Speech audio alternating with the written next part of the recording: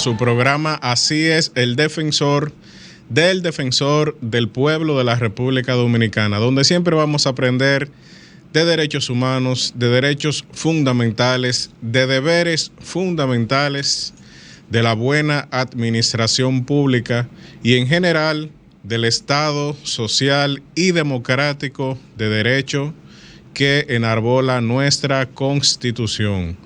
Con ustedes, Nilo de la Rosa, y en la tarde de hoy vamos a conocer uno de los aspectos que aparece en el proyecto de Constitución de Juan Pablo Duarte, que es la carrera administrativa, lo que es la función pública también. Y de este tema vamos a hablar con la licenciada Donatila Germán Pérez, quien es especialista en esa materia, no sin antes conocer qué hizo el defensor del pueblo durante esta semana y, como siempre, nuestro editorial. Comencemos. El imperio de la ley.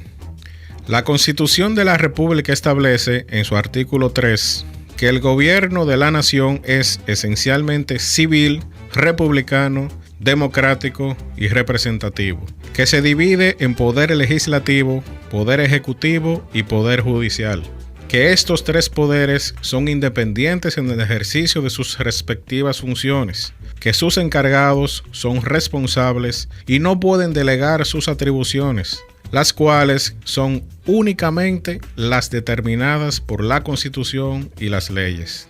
Y cuando nos referimos a un gobierno republicano, es que no solo hemos optado por un gobierno del pueblo, por el pueblo y para el pueblo, sino que hemos optado también por establecer un gobierno de leyes frente al poder ejercido mediante decisiones impredecibles, antojadizas y arbitrarias de una persona o un grupo selecto de personas. A esto le llamamos el imperio de la ley. Un imperio de la ley que se constituye en la piedra angular sobre la cual se sustenta la legitimidad de nuestro ordenamiento jurídico y político. Por eso es que debemos tener claro que no todo lo que llamamos Estado, como organización jurídica de una o varias naciones, se puede llamar Estado de Derecho.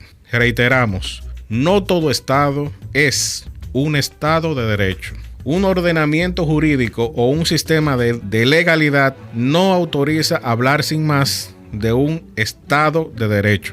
Dicho de otra forma, un Estado dotado de un ordenamiento jurídico, de un sistema de legalidad, puede muy bien no constituir un Estado de Derecho. Designar como tal a todo Estado, por el simple hecho de que se sirve de un sistema normativo, constituye una imprecisión terminológica y conceptual que solo lleva a la confusión. Como diría el doctrinario y jurista italiano Guido Faso, desde este elemental punto de vista, el Estado de Derecho, como Estado limitado por la ley, se contrapone a cualquier forma de Estado absoluto en cuanto Estado ilimitado. Pero en la realidad y en la historia no se dan tipos puros de Estado, ni el Estado totalmente ilimitado y absoluto, ni el Estado perfecta, puntual y exactamente limitado. Lo que se da es una escala gradual de limitación. La cuestión entonces radica en saber a partir de qué momento, es decir, a partir de qué condiciones el grado de limitación existente autoriza a hablar de Estado de Derecho. En síntesis, un Estado sometido a una insuficiente limitación se denomina absoluto, pero una excesiva limitación significa, por otro lado, la negación y la real inexistencia del Estado. Se trata pues de una cuestión de límites. El Estado de Derecho existe cuando se instaura el imperio de la ley, es decir, cuando se crean las instituciones y mecanismos necesarios y adecuados para garantizar la igualdad de todos y todas ante el imperio de la ley. A propósito de este mes de marzo y de ese imperio de la ley que da pie a un verdadero Estado de Derecho, conviene recordar el mandato constitucional que señala que la mujer y el hombre son iguales ante la ley que en la República Dominicana se prohíbe cualquier acto que tenga como objetivo o resultado menoscabar o anular el reconocimiento, goce o ejercicio en condiciones de igualdad de los derechos fundamentales de mujeres y hombres. Asimismo, que deben promoverse las medidas necesarias para garantizar la erradicación de las desigualdades y la discriminación de género. Por otro lado, nuestra ley de leyes estatuye que el Estado debe promover y garantizar la participación equilibrada de mujeres y hombres en las candidaturas a los cargos de elección popular para las instancias de dirección y decisión en el ámbito público, en la administración de justicia y en los organismos de control del Estado. En resumen, nuestra república, basada en el imperio de la ley, condena todo privilegio y situación que tienda a quebrantar la igualdad de las dominicanas y los dominicanos, entre quienes no deben existir otras diferencias que las que resulten de sus talentos o de sus virtudes. Muchas gracias. La Constitución Animada del Defensor del Pueblo es el canal para la educación en derechos y deberes de todos los niños y niñas. Afianzados en este aporte a la construcción de ciudadanía y cultura de paz, por esta razón, estuvimos proyectando la Constitución Animada en Vallaguana en colaboración con la Federación Dominicana de Baloncesto y la Asociación de Baloncesto del Distrito Nacional. El Defensor del Pueblo realizó el primero de los encuentros participativos regionales para la estructuración del diagnóstico del Informe Anual de los Derechos Humanos 2023. Durante el evento, consultamos desde la perspectiva de la sociedad civil, académica e instituciones públicas, estas que se dieron cita para un total de 42 participantes en representación del Cibao Central. Derechos y deberes en 90 segundos. Es la nueva serie que se lanzará desde el Defensor del Pueblo para continuar educando a todos los dominicanos sobre sus derechos fundamentales. En este breve corte de video, Pablo Ulloa, titular de la institución, te lo explica. ¿Te has preguntado qué son los derechos fundamentales o cómo pueden cambiar tu día a día? En pocas palabras, los derechos fundamentales son un conjunto de derechos que todos los habitantes y todas las habitantes tenemos desde nuestro nacimiento hasta nuestra muerte, sin importar el color de nuestra piel, nuestras edades o nuestras creencias religiosas, la cantidad de dinero que pudiéramos tener en un banco o nuestros apellidos. Debido a la importancia que tienen estos derechos fundamentales, hemos creado la serie Derechos y Deberes en 90 segundos.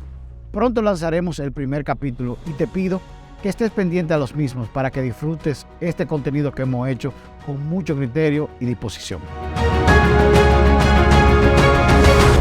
Así es el Defensor del Pueblo. Estamos de vuelta en Así es el Defensor. Y en la tarde de hoy vamos a conversar con la licenciada Donatila Germán Pérez, quien es licenciada en Administración de Empresas, cuenta con una maestría en Administración Pública, es experta en Gestión Pública en las áreas de Recursos Humanos, Planificación y Proyectos, Desarrollo Organizacional, Gestión de procesos y movilización de actores y alianzas. Durante 9 años fue viceministra de Función Pública del Ministerio de Administración Pública. También fue directora cuando se llamaba Oficina Nacional de Administración y Personal, el famoso ONAP. También fue directora de esa entidad que es antecedente del Ministerio de Administración Pública, lo que quiere decir que técnicamente también fue ministra de Administración Pública durante ese momento, fue en el año 1999-2000. También ha sido representante de nuestro país en la materia ante el CLAD, que es el Consejo Latinoamericano de Administración para el Desarrollo.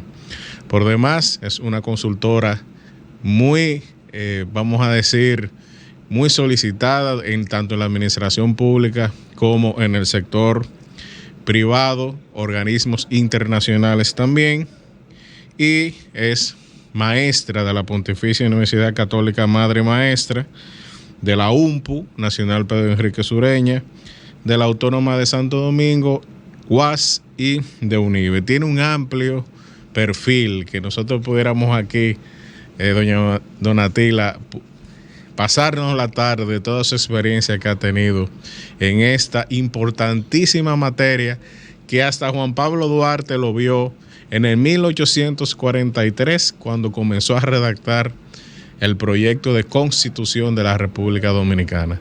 Donatila, ¿cómo se siente? Muy buenas tardes. Muy buenas tardes, señor Nilo. Gracias por la oportunidad que me brinda de poder exponer todas esas ideas y conceptos sobre la función pública dominicana y en particular sobre los regímenes de carrera. Un saludo muy afectuoso a nuestro defensor del pueblo y asimismo a los radioescuchas. Así es. Bueno, Donatila, nosotros vimos que en el proyecto de constitución de nuestro patricio y fundador de la República, Juan Pablo Duarte, el patricio dejó una nota que decía que la carrera judicial y otras funciones públicas, él lo iba a desarrollar en la segunda parte del proyecto, porque vimos aquí la semana pasada con el doctor Wilson Gómez, el presidente duartiano, que Juan Pablo Duarte nunca llegó a terminar el proyecto, pero lo avanzó bastante.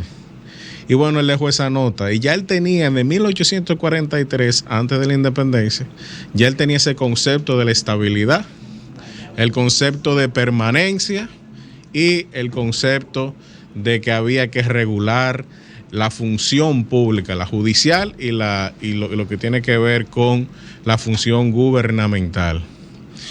¿Qué nosotros debemos de entender por función pública? Función pública no es más que un conjunto de dispositivos institucionales mediante los cuales se articula y se gestiona el empleo público. Muy bien. Esos dispositivos constitucionales consisten en normas escritas o informales, algunos patrones culturales, estructuras, procesos, prácticas, todo ello para garantizar la buena gestión, la adecuada gestión de los recursos humanos públicos. Todo ello en el marco de una administración profesional y eficiente, orientada hacia el interés general de los ciudadanos. Muy bien, bueno, anteriormente también se hablaba del servicio público y del servicio civil. Entonces, ¿estamos hablando, Donatila, de conceptos sinónimos o son conceptos totalmente distintos? Son conceptos sinónimos, el servicio civil y la función pública, según lo que estipula o establece la Carta Iberoamericana de la Función Pública, que son unos documentos de referencia editados y promulgados por el Centro Latinoamericano de Administración para el Desarrollo, pero que a su vez son asimilados por los países que conforman ese consejo, que es un consejo iberoamericano. Realmente las cumbres de presidentes van adoptando esos documentos de referencias y tienen esos postulados que todos los países lo han asimilado. Por tanto, la Carta Iberoamericana de la Función Pública, dictada en 2003, señala que los conceptos de servicio civil y función pública son equivalentes. Y son equivalentes porque son, como dijimos anteriormente, son regímenes de empleo. Pero no es un único régimen de empleo. El servicio civil... Cuando usted menciona regímenes de empleo, estamos hablando de que es el código laboral, de alguna u otra forma, del sector público. Estamos diciendo eso. Correcto. Porque el sector privado tiene su código de trabajo, que es del año 1992.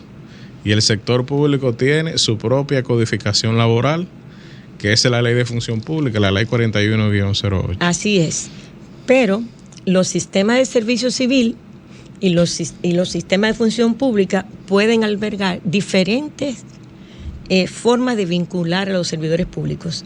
En ese contexto, entonces, la carrera administrativa es un sistema diferente al sistema de contratos. Puede haber un sistema de contratación, puede coexistir el subsistema de los servidores fijos, es decir, nuestra Ley de Función Pública regula la carrera, pero también regula la contratación de servidores en cargos que no tienen vocación de carrera y los empleados de confianza y lo de servicios generales, es decir, que por eso Servicio Civil se llamaba nuestra primera ley del 91, decía Ley 1491 de Servicio Civil y Carrera Administrativa. Fíjate que hacía la distinción.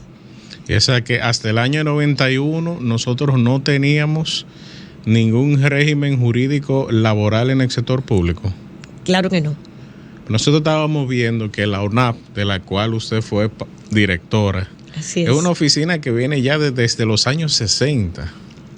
Así es. Es decir, que realmente tiene operó durante mucho tiempo sin una herramienta legal en la mano con que trabajar. Así es. En los inicios, con la creación del Secretariado Técnico de la Presidencia, muy bien, se creó la Oficina Nacional de Administración y Personal, la UNAP, la Oficina de Estadísticas, la de Planificación y el Fondo de Preinversión.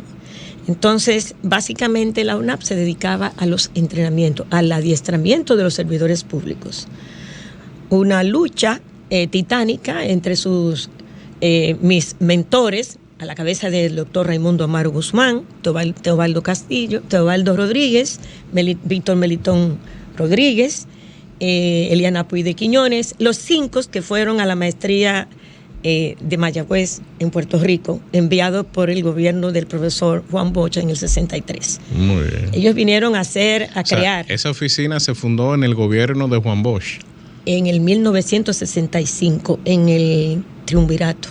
Fue en la época del Triunvirato. Sí, que después terminó en un dumbirato. Bueno, pero la maestría a la cual fueron a estudiar este tema de administración pública en Puerto Rico. En el gobierno. Fue en el gobierno de Juan Bosch. Juan Bosch. Y ahí estuvo el famoso don Amaro Guzmán. Es cierto. Raimundo Amaro Guzmán. Raimundo Amaro, Víctor Melitón, también estuvo el doctor que se dedica a lo municipal, Checker Ortiz, Luis Checker Ortiz. Bueno, y bueno, don Atila, y en general, ¿quiénes pueden formar parte de la administración pública? Porque nosotros los ciudadanos a veces como que exigimos mucho y bueno, y exigimos mucha profesionalidad, pero de acuerdo a la Constitución y a la ley, ¿quiénes tienen derecho a formar parte de la administración pública o del funcionariado público? De la función pública.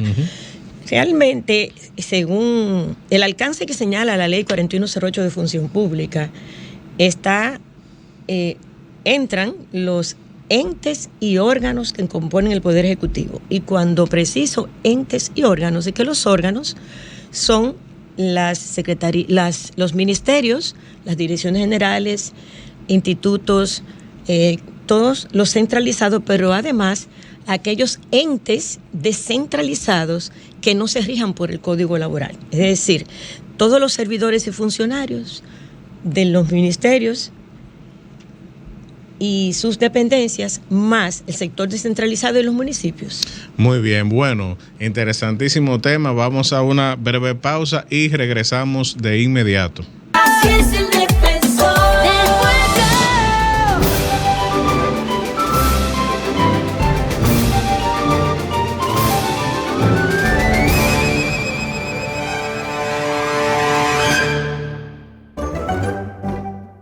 Derechos colectivos y del medio ambiente.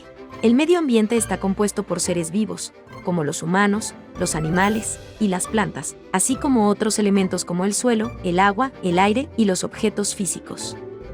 El medio ambiente nos brinda sus recursos naturales para el desarrollo de la vida. Es muy importante cuidar del medio ambiente para asegurar nuestro futuro en el planeta Tierra. Derecho a la protección del medio ambiente. Nosotros tenemos el derecho y el deber de proteger nuestro medio ambiente, ya que dependemos de él. Es muy importante para todos los humanos conservarlo, cuidar los recursos naturales y los animales, las plantas y las masas de agua. El Estado dominicano hace lo posible para preservar el medio ambiente, y la Constitución prohíbe a las personas hacerle daño. Acciones que podemos tomar para cuidar nuestro medio ambiente: separar y reciclar la basura, usar el transporte público, apagar las cosas que no estés usando, cerrar la llave, mantener el entorno limpio, apagar la luz, donar tus juguetes en desuso. Así concluimos este episodio sobre los derechos colectivos y del medio ambiente. Así es el defensor del pueblo. Estamos de vuelta aquí en Así es el Defensor, conversando con la maestra, porque ella es magíster, ella es máster en Administración Pública, Donatila Germán Pérez, con quien estamos conversando sobre ese tema de la función pública. Y Donatila, nosotros estábamos viendo que en la Constitución de nuestro patricio Juan Pablo Duarte ya él había previsto algunas regulaciones sobre este tema, que él no llegó a desarrollarla, pero sí puso la nota de que en algún momento él iba a seguir con eso. Parece que le sucedió lo que siempre nos pasa, que comenzamos a escribir algo y nos ocupamos en otra cosa. Eso fue lo que sucedió. Sí. Entonces él dejó la nota con su puño y letra, dejó la nota de que iba a seguir desarrollando todo lo que tiene que ver con la regulación del servicio judicial y del servicio público. Estamos diciendo que quienes forman parte de esa función pública, que son las instituciones del Poder Ejecutivo. Así es. Ahora, humanamente, ¿quiénes pueden formar parte de la función pública? O sea, ¿solamente los profesionales, o hay un criterio que la ley establece para la entrada a la función pública? Sí. Habíamos dicho que función pública o servicio civil podía tener varios regímenes de empleo, y dentro de la función pública la carrera. O sea, que la función pública ampara no solamente a los de carrera, sino también a los que no son de carrera. Muy todos, bien, incluyendo los ministros. El Estado tiene que, sí, hasta lo de confianza, tiene que proteger a todos los servidores y funcionarios. Muy bien. Pero a mí me gustaría, antes de contestarte la pregunta, destacar la importancia de esas notas de nuestro patricio. Esas notas de nuestro patricio tuvieron incorporadas en la primera Constitución de 1844. De ahí que el doctor Amaro Guzmán decía que hasta antes de 2010, la Constitución del 44 era más avanzada que todas las que nos rigieron hasta el 2010, que fue cuando se constitucionalizó la función pública. Entonces, el patricio estableció en uno de sus artículos, o sea, la Constitución, inspirada en esos papeles del patricio, estableció la estabilidad de los funcionarios y servidores y del personal de las relaciones exteriores, y de todo aquel cuya forma de designación no estuviese contemplada en la Constitución ni en las leyes. Y se consagró esa estabilidad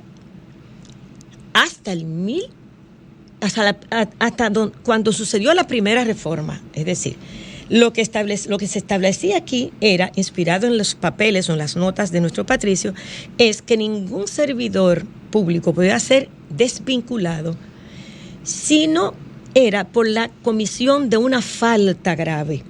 Pero además decía que esa falta grave tenía que ser llevada y documentada en un expediente, y en un plazo de 48 horas remitirlo al tribunal correspondiente para que lo evaluara. Es decir, este dispositivo estuvo en nuestra Constitución hasta la primera reforma, que ocurrió en el 1854. De ahí desapareció. Desapareció en 1854 y volvió a aparecer en el año 2010. 2010. Sucedieron 36 reformas.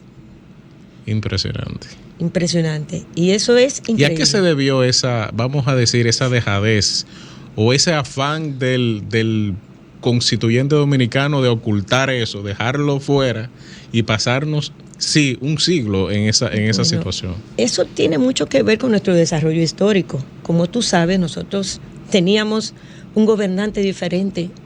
Cada gobernante que llegaba, nuevo gobernante, modificaba la Constitución. Teníamos la herencia de la cultura de gestión de la colonia, donde el centralismo era la regla. Uh-huh. Entonces, cuando nosotros analizamos la administración, no la podemos ver, sino conforme a todo lo que sucedió en el desarrollo histórico. Muy bien. Bueno, y también en un momento me tocó investigar, Donatila, sobre estos temas, y hay una real cédula, que eran las normas que venían de la corona española. Hay una de 1760 y pico, 1762, en la cual el rey de España disponía la estabilidad en el cargo de ciertos funcionarios, incluyendo los notarios, en todos los territorios del Imperio Español, en todos los territorios de la corona hispánica. Fíjese que no es algo tan nuevo, y a veces nosotros creemos aquí en República Dominicana que es algo muy moderno, cuando realmente hay muchos antecedentes. Es una cultura heredada. Es una cultura heredada, y nosotros tenemos esta ley fundamental del patricio Juan Pablo Duarte, en la cual, bueno, pues se reflejaba esta mentalidad, que él parece que él aprendió de eso en sus viajes, pues, en Barcelona, en Francia, en Hamburgo, en Alemania, vio todo eso. Sí.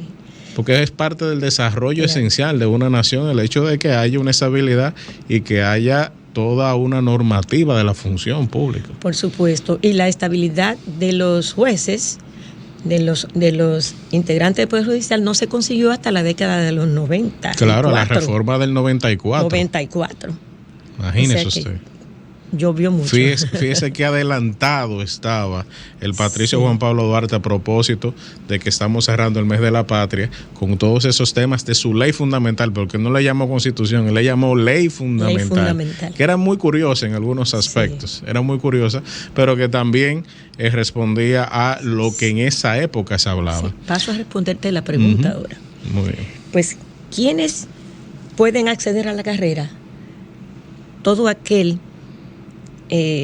ciudadano que desee ingresar a cargos técnicos teniendo un nivel medio de la universidad, académico, o estudiante o egresado de cualquier centro tecnológico. Para ingresar a la carrera hay que, además de poseer las competencias del puesto, es decir, el nivel de educación que exige el puesto, pues tiene que existir previamente una vacante presupuestada. Por eso veremos más adelante por qué los números a veces no nos dan. ¿Y los extranjeros pueden formar parte del servicio público? Siempre y cuando hayan formalizado su residencia en este país. Muy bien. ¿Y el órgano rector que tiene que ver con vamos a decir, la regulación de la función pública en República Dominicana? Sí. ¿Cuál es? La ley de función pública, que es la 4108 de 2008, establece en su artículo 7 que es el Ministerio de Administración Pública el órgano rector del empleo público. ¿Del empleo público en general? En general. Porque nosotros tenemos un gobierno, tenemos un poder ejecutivo y tenemos poder legislativo, poder judicial, y tenemos los órganos constitucionales como el Defensor del Pueblo, el Tribunal Constitucional, la Junta Central Electoral, Cámara de Cuentas y el Tribunal Superior Electoral. Todos esos órganos que no forman parte del Poder Ejecutivo. ¿Cuál es su relación con el Ministerio de Administración Pública?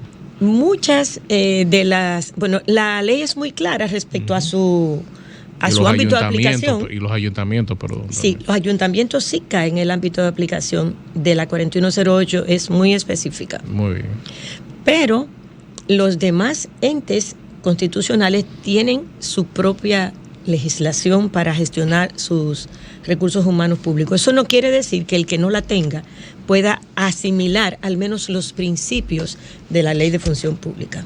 Muy bien. ¿Y a qué nosotros le llamamos entonces carrera administrativa? Porque a veces se oye un poco también como pretencioso. ¿Qué significa carrera administrativa en nuestra legislación? Bueno, en realidad la carrera administrativa es un sistema de gestión de recursos humanos basado en el mérito y que procura en realidad la eficiencia y la eficacia de la administración pública, garantizando una administración pública profesional, la estabilidad de los servidores, su formación y su desarrollo. Bueno, interesantísimo. Y vamos a seguir desarrollando este concepto de carrera administrativa después de una breve pausa en la cual, lógicamente, en el día de mañana vamos a celebrar nuestra independencia nacional y tenemos una cápsula especial preparada para ustedes sobre nuestra celebración patria. Adelante. Así es el defensor del pueblo. La independencia nacional constituye la garantía de las libertades patrias y de nuestra existencia como nación libre e independiente de toda dominación, protectorado, intervención e influencia extranjera, así como la concibieron los fundadores de la Trinitaria el 16 de julio de 1838, quienes con el lema Dios, Patria y Libertad, República Dominicana, dejaron proclamada nuestra nación el 27 de febrero de 1844, siendo así entendida por todos los pueblos. Durante 22 años, los haitianos ocuparon el territorio dominicano e intentaron eliminar el idioma y las costumbres. Obligaron a publicar los documentos oficiales en francés y otras medidas que atentaban contra la esencia misma de las tradiciones y cultura de lo que hoy vendría a ser más tarde el pueblo dominicano. La separación de Haití fue proclamada por el patricio Matías Ramón Mella la madrugada del 27 de febrero de 1844 en la Puerta de la Misericordia, cuando disparó el trabucazo mientras Francisco del Rosario Sánchez izó la bandera dominicana en la Puerta del Conde, acompañado del grito Dios, Patria y Libertad, ambos motivados por los ideales de Juan Pablo Duarte. A partir de ese momento, había nacido una nueva república bajo la forma de gobierno republicano y democrático, libre de potencia extranjera. Posterior a esta proclamación de independencia, los funcionarios haitianos salieron del territorio dominicano. Algunas de las batallas que enfrentaron los independentistas para mantener la independencia dominicana fueron Batalla Fuente del Rodeo, 13 de marzo de 1844, Batalla Cabeza de las Marías, 18 de marzo de 1844, Batalla del 19 de marzo, Batalla del 30 de marzo, Batalla El Memiso, Batalla del Memiso, 13 de abril de 1844, Batalla Tortuguero, 15 de abril de 1844, entre otras de gran importancia. Actualmente, en el Día de la Independencia, los dominicanos honran a sus padres fundadores, Juan Pablo Duarte, Ramón Matías Mella y Francisco del Rosario Sánchez en la Puerta del Conde, en Santo Domingo, donde se llevó a cabo la declaración de la Guerra de la Independencia el 27 de febrero de 1844. Actualmente, en el Día de la Independencia, los dominicanos honramos a nuestros padres fundadores Juan Pablo Duarte, Ramón Matías Mella y Francisco del Rosario Sánchez en la Puerta del Conde, en Santo Domingo. Esto donde se llevó a cabo la declaración de la Guerra de la Independencia el 27 de febrero de 1844. El presidente de la República también pronuncia un discurso anual de rendición de cuentas en este día para rendirles homenaje. ¿Te has preguntado qué hace el Defensor del Pueblo? Nuestra institución contribuye con la defensa de la buena administración y los derechos fundamentales. ¿Cómo lo hacemos? Intermediamos en conflictos que puedan darse entre los ciudadanos y las instituciones del Estado. Vigilamos y supervisamos las actuaciones ilegales, arbitrarias o erróneas de las instituciones y funcionarios del Estado. Sugerimos cambios de criterio de los actos y actuaciones de la administración pública que violenten derechos. Promovemos y educamos a la sociedad en derechos humanos y fundamentales. Y accionamos en amparo de los derechos de las personas e intereses colectivos y difusos. Entérate de esto y mucho más en nuestra página web www.defensordelpueblo.gov.do. Teléfono 809-381-4777. Síguenos en Facebook, Twitter e Instagram a través de @defensorrd. Vamos por lo que nos une. Así es. El que está para ti te da la mano. De los derechos de cada ser humano. Siempre contigo caminando a tu lado. Así es el defensor. Así es.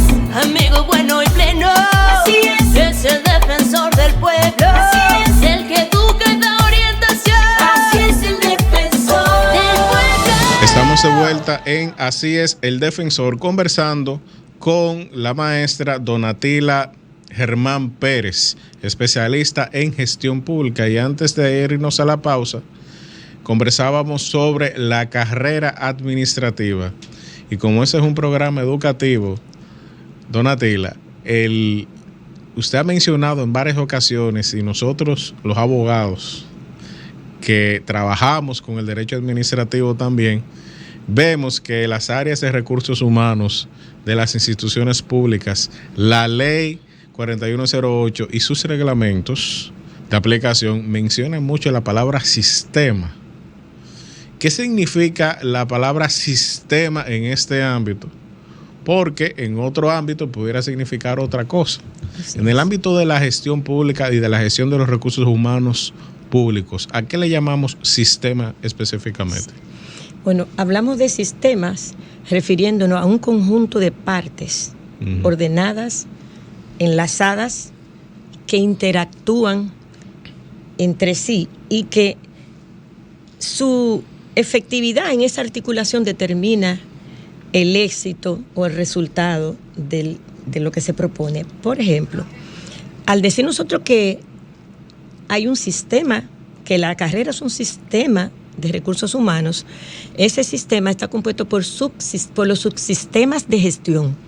Esos subsistemas de gestión son lo que conocemos como, iniciando y siguiendo un orden lógico, el reclutamiento y selección, la evaluación del desempeño laboral, el sistema de clasificación y remuneración de cargos, el sistema de formación, capacitación y desarrollo.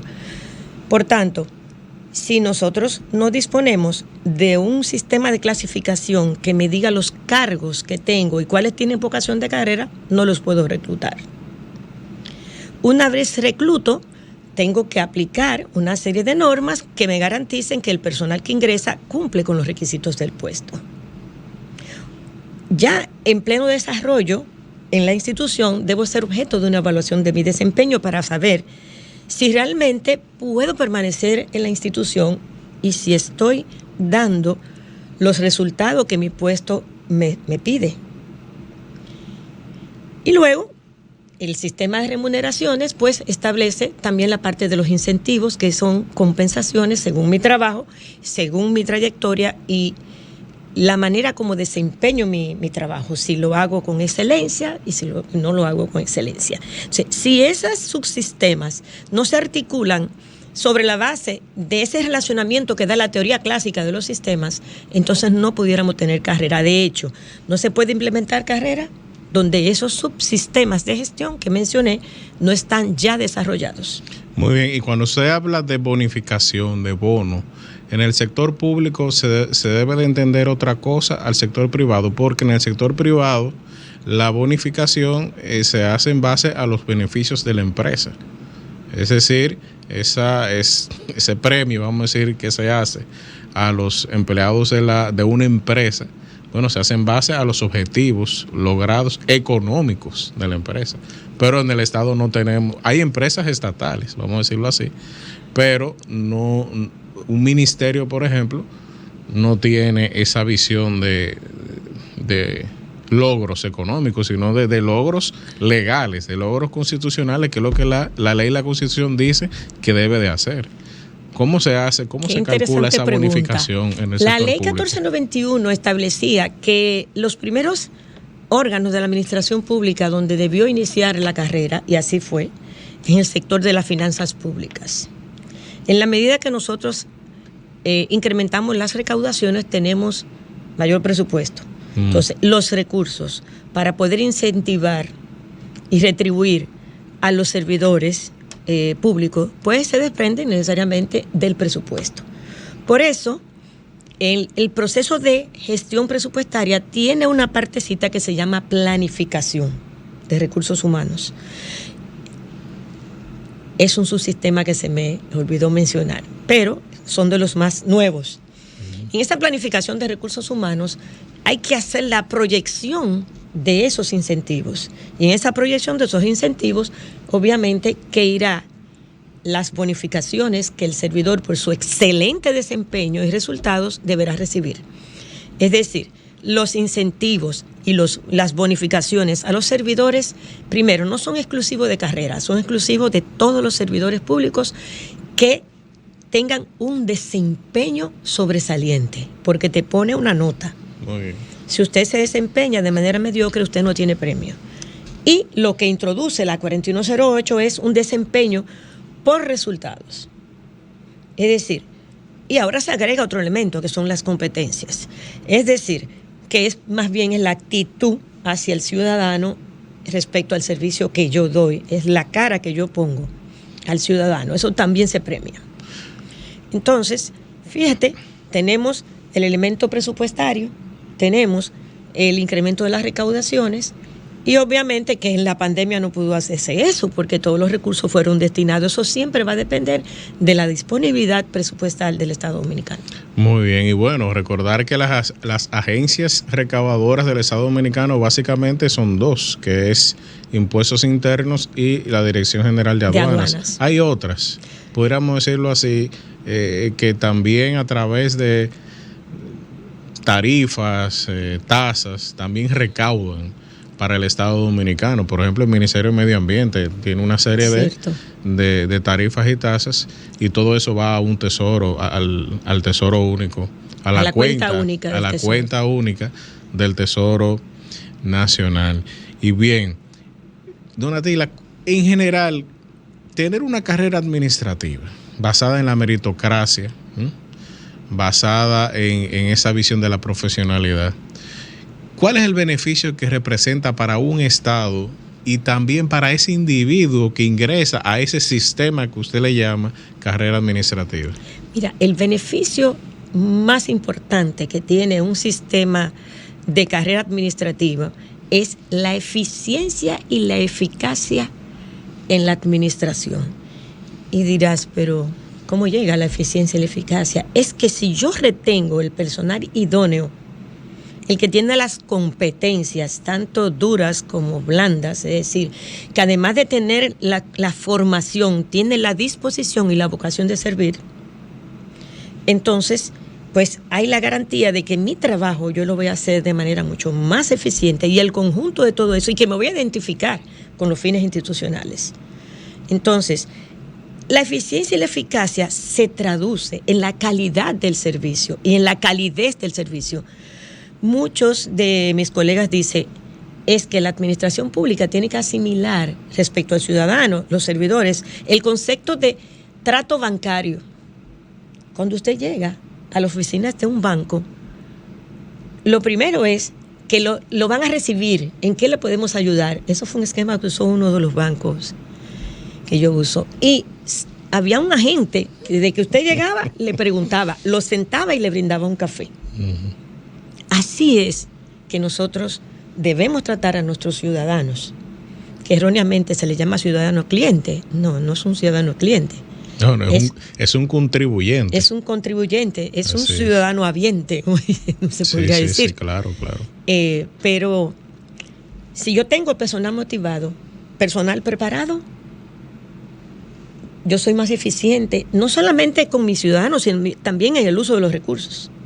Creo conciencia.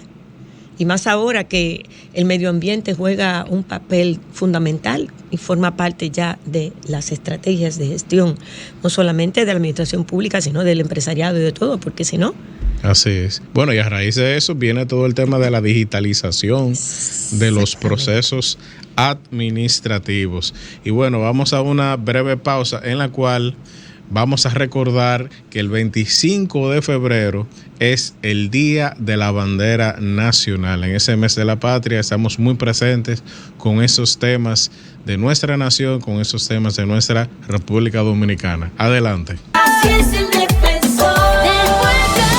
El 23 de marzo del 2017, el entonces presidente de la Comisión Permanente de Efemérides Patrias, Juan Daniel Balcácer, se emitió una comunicación en la que aclara la confusión en torno a la fecha en que se celebra el Día de la Bandera Nacional en el país. Explicó que el Día de la Bandera Nacional realmente es el 27 de febrero porque en esa fecha, en 1844, fue cuando la enseña tricolor ondeó por primera vez sobre el baluarte del Conde. Ahora bien, como el 27 de febrero es un día festivo no laborable y no hay docencia, es costumbre rendir tributo a la bandera nacional días antes del 27 de febrero.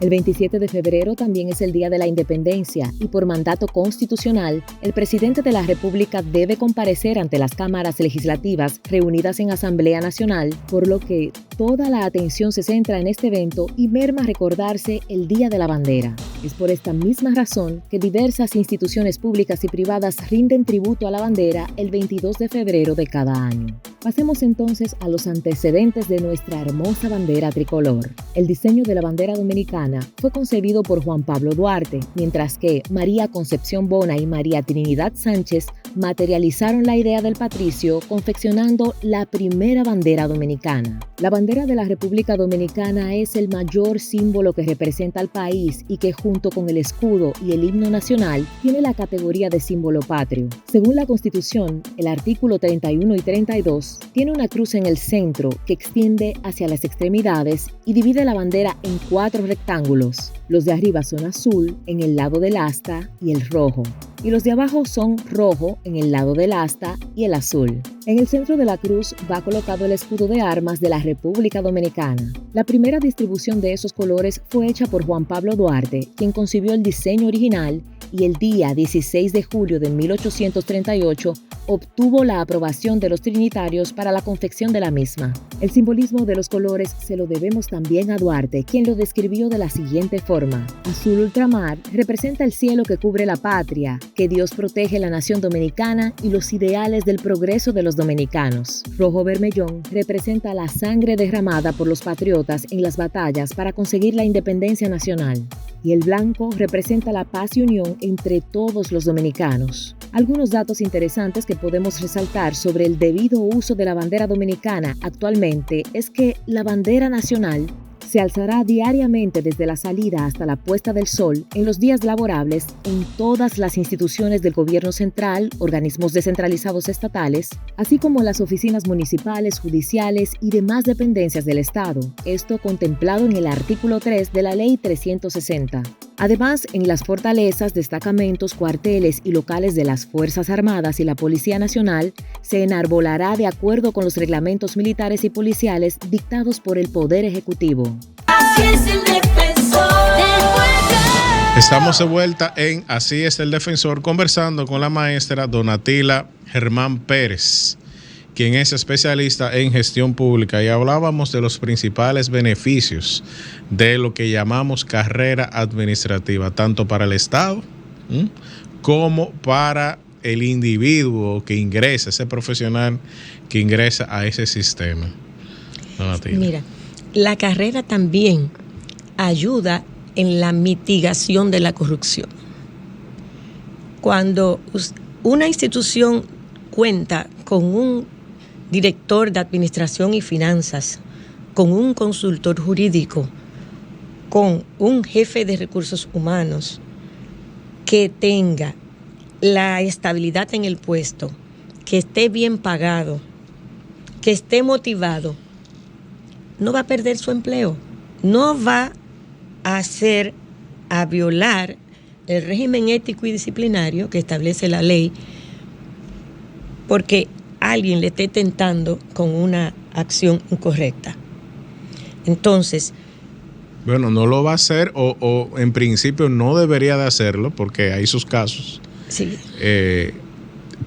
Porque sabe que ante un cambio de gobierno, sabe que va a tener su estabilidad. Es decir, aquí la palabra clave es la estabilidad. la estabilidad se minimiza, por eso hablamos de mitigar, no de erradicar. Otro tema es que también minimiza esos defectos de la administración o enfermedades como son el nepotismo, el rentismo, los conflictos de interés. Y dirás cómo un sistema de carrera establece claramente cuáles son los cargos de carrera y son los cargos de los profesionales. Pero la Ley de Función Pública establece cuáles son los cargos de libre nombramiento y remoción, establece las categorías, diferentes categorías, los cargos de confianza y los cargos de servicios generales. ¿Dónde que se pudiera dar el tema del nepotismo? En los altos cargos, pero son mínimos, porque los altos cargos son precisamente los de decreto presidencial, pero toda la estructura es profesional.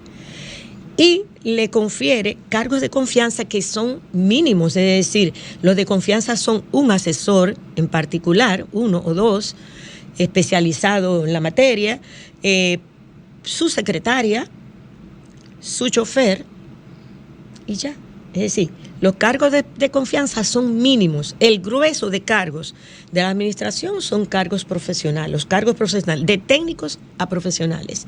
Y esos son de carrera y tienen un ingreso meritocrático, es decir, que a la carrera se accede mediante concursos públicos de libre competición. Muy bien. Bueno, y nosotros vemos que la ley de 4108, Donatila, establece lo que es la carrera administrativa y sabemos que su aplicación directa es para el Poder Ejecutivo. Primero, ¿qué porcentaje del Poder Ejecutivo está dentro de ese sistema?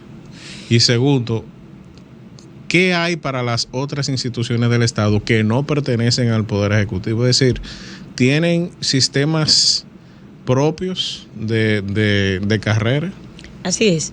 Los entes constitucionales y los otros instituciones que no entran al sistema de carrera por las excepciones que hace la ley, unos se rigen por el Código Laboral. Por ejemplo, la Junta Monetaria estableció la Superintendencia de Bancos, la Superintendencia de Seguros. Eso tienen consignados sus propias leyes de creación que se rigen por el Código Laboral. Y aunque la ley orgánica prácticamente con la definición que hizo de esos órganos, lo definió como entes públicos, deberían regirse por instituciones de derecho público, pero estamos en el proceso de reforma y de adecuación. Las municipalidades por la ley 4108, los ayuntamientos y cámaras de cuentas y demás tienen sus propios regímenes o pueden adherirse a la función pública. Es decir, que cada uno, en caso de defensor del pueblo, debido a los niveles de autonomía que establece la Constitución para esa institución, pues puede diseñar su propio régimen, aunque estuvo regido, como te decía, mientras no tengo nada, puedo asimilar la ley de función pública, una parte de ella o sus principios, mientras construyo mi propio régimen. Así es, mediante una reglamentación interna laboral. Así que es. Los órganos constitucionales tienen esa facultad, no solamente por ser constitucionales, sino que la misma jurisprudencia del Tribunal Constitucional ha establecido esa facultad de autonormativización de esos órganos. Exactamente. Por otro lado, también se nos escapó hablar un poco de los beneficios de la carrera administrativa para el servidor. El beneficio más importante que él tiene es la estabilidad en el empleo. O sea, no está sujeto ante los cambios, al vaivén político. Tiene derecho a ascender en la carrera y a ser promovido. La mejor manera de explicar el sistema de promociones y ascenso en la carrera es remontándonos a la carrera policial, donde hay todo un escalafón. No es el mejor ejemplo que puedo poner, porque la carrera policial está por desarrollarse también, pero sí entendemos lo que es entrar como un recluta, pasar a cabo, seguir a sargento, capitán, mayor, hasta donde llegue el tope de la carrera. Entonces, la carrera administrativa es eso, hay un escalafón de cargos que se construye con la clasificación, donde para yo ascender tengo que recibir formación y capacitación y desarrollar habilidades y destrezas. Entonces, una vez comprobados esos méritos, desde que ocurre una vacante, yo me puedo mover en el escalafón porque tiene que haber el presupuesto.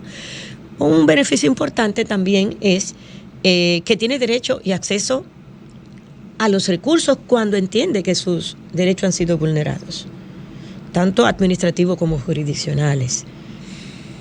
Otro elemento importante es que también es objeto de reconocimiento por sus méritos.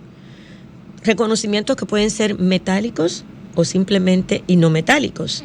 ¿A qué usted se refiere con metálicos para que la gente nos entienda? Recibir bonos, por ejemplo, salarios. Claro. Hay un incentivo que se da cuando el servidor cumple con su acuerdo de desempeño, es decir, los resultados de su puesto que se esperan, él los sobrepasa y los hace con calidad. Entonces tiene asegurado, porque eso está en el presupuesto y se estipula en la ley, su reglamento y las disposiciones complementarias, entonces tiene derecho a recibir un salario y hasta 2.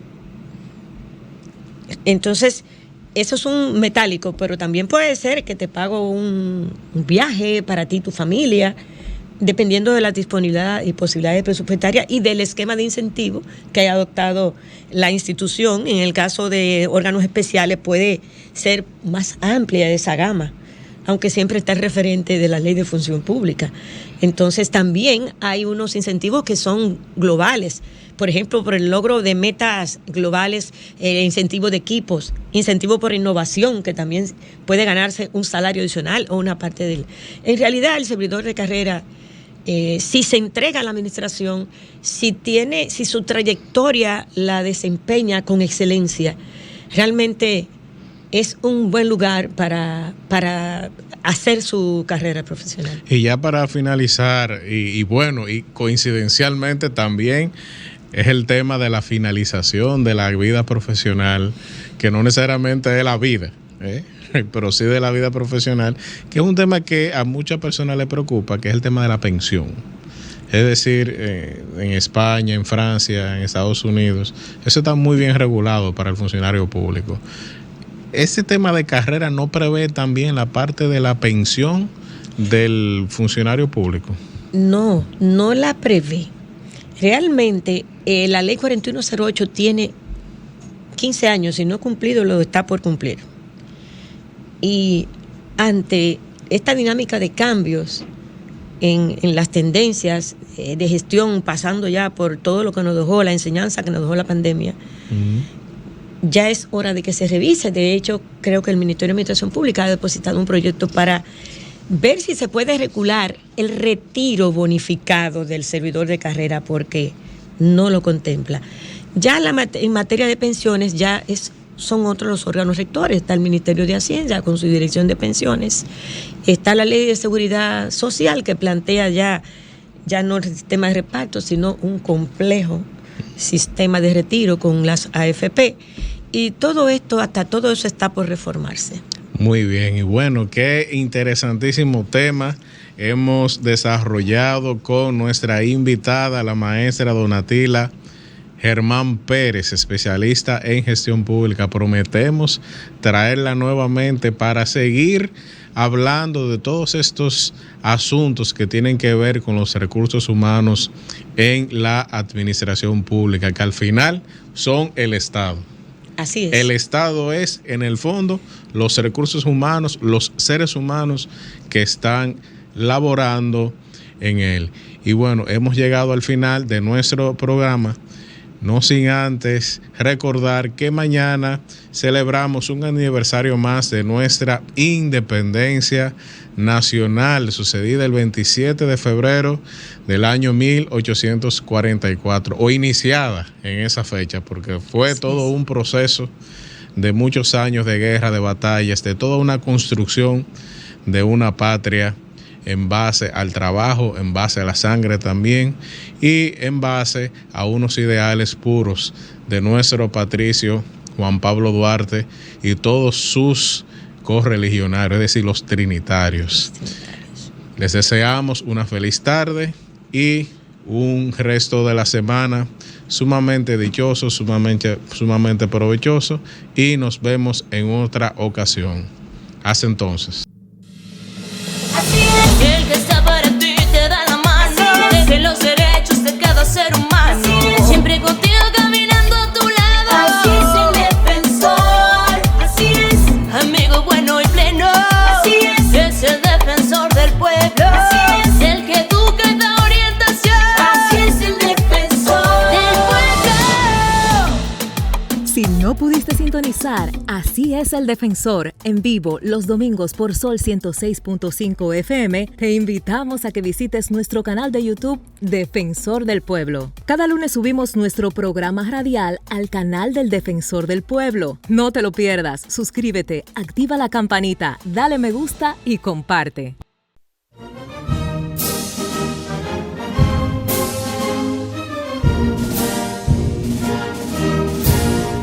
Quisqueyanos valientes alcemos nuestro canto con viva emoción, y del mundo a la paz ostentemos nuestro invicto glorioso pendón. Salve el pueblo que intrépido y fuerte a la guerra a morir se lanzó, cuando en bélico reto de muerte sus cadenas de esclavos rompió.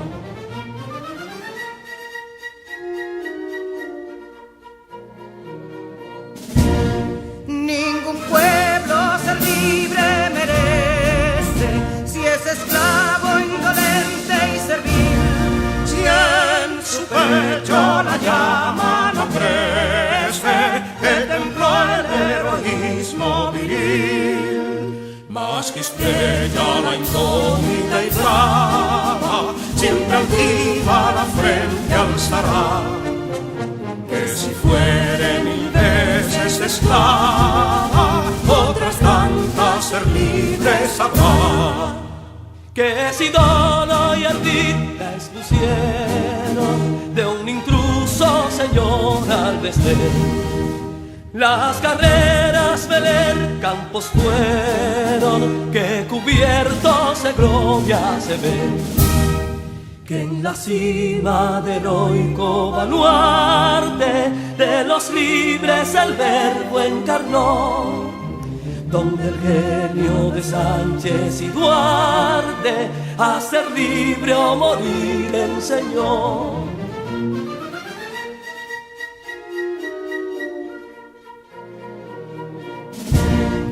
Y si pudo inconsulto caudillo de esas glorias el brillo empañar, de la guerra se vio en Capotillo la bandera de fuego ondear.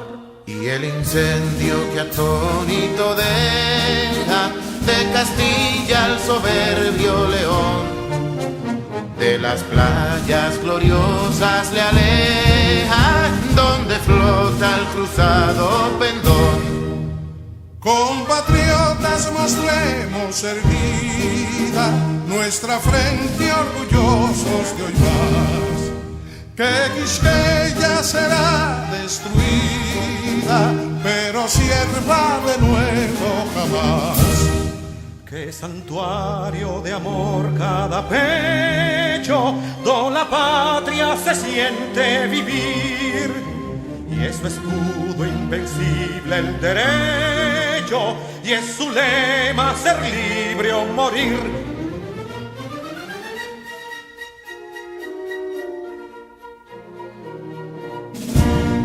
Libertad que aún se yergue serena, la victoria en su carro triunfal, y el clarín de la guerra aún resuena, pregonando su gloria inmortal.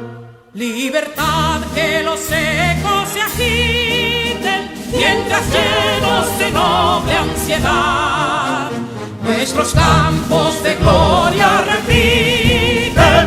Libertad, libertad, libertad.